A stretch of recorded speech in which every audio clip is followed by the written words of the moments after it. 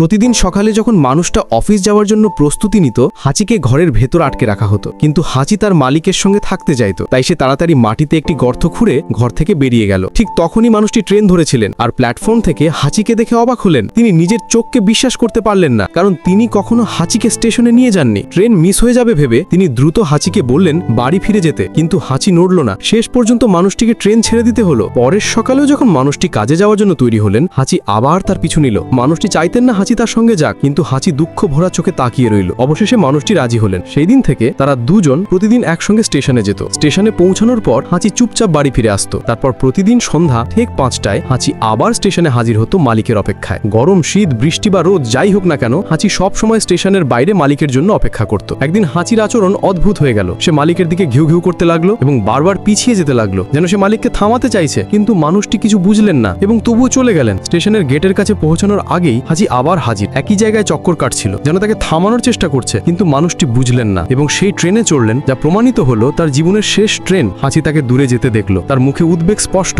মনে হচ্ছিল কিছু খারাপ হতে চলেছে। অল্প সময় পর মানুষটি হঠাৎ পড়ে গেলেন এবং আর কখনো উঠলেন না। সন্ধ্যা 5টায় অনেক লোক স্টেশন থেকে বের হলো, কিন্তু তার মালিক আর ফিরে এলেন না। হাঁচি গভীর রাত পর্যন্ত অপেক্ষা করলো, তবুও তিনি ফিরলেন না। এটি ছিল প্রথমবার যখন হাঁচি তার মালিককে দেখতে পেল না। কিছুক্ষণ পর লোকটির জামাই মাইক এসে হাঁচিকে বাড়ি নিয়ে গেল। হাঁচি জানতো না কি ঘটেছে, কিন্তু ঘরে দুঃখ আর নীরবতা অনুভব করলো। পরের দিন পরিবার মানুষটির শেষ বিদায়ের আয়োজন করলো। বন্ধু এবং আত্মীয়রা শোক জানাতে এলো। শুধু হাঁচি এলো না, সে আবারও সন্ধ্যা 5টায় স্টেশনে গেল আর ফুলের বাগানে বসে পড়লো। সে প্রতিটি মুখ খুঁটিয়ে দেখলো, কিন্তু যে মুখ খুঁজছিল তা আর দেখা গেল না। রাত নেমে এলো, কিন্তু হাঁচি সেখান থেকে সরল না। একজন রেলকর্মী হাঁচিকে সেখান থেকে সরাতে চাইলেন, কিন্তু সে এক চুলও নড়ল না। কিছুদিন পর লোকটির স্ত্রী দুঃখে ঘর ছেড়ে চলে গেলেন আর হাঁচি এখন তাদের মেয়ের সঙ্গে থাকতে লাগলো। কিন্তু সেখানেও হাঁচি সারাদিন চুপচাপ শুয়ে থাকতো, যেন কিছুই আর ভালো লাগছে না। একদিন মাইক বাড়ি ফিরতেই হাঁচি হঠাৎ বাইরে দৌড়ে গেল। মাইক বহুবার ডাকলো, কিন্তু হাঁচি একবারও পিছনে ফিরে তাকালো না। অল্প সময় পরেই হাঁচিকে আবার স্টেশনে দেখা গেল। সে ফুলের বাগানে বসে স্টেশনের গেটের দিকে তাকিয়ে রইল। সবাই অবাক হলো। মাইক এসে তাকে বাড়ি নিয়ে গেল, কিন্তু বাড়ি গিয়েও হাঁচি প্রতিদিন চুপচাপ আর বিষণ্ণ থাকতো। মহিলা স্নেহ ভরে তাকে বোঝানোর চেষ্টা করলেন। ঠিক তখনই ট্রেনের সিটি বাজলো। হাঁচি তৎক্ষণাৎ বেড়ার দিকে দৌড়ে দিল। তার চোখে ছিল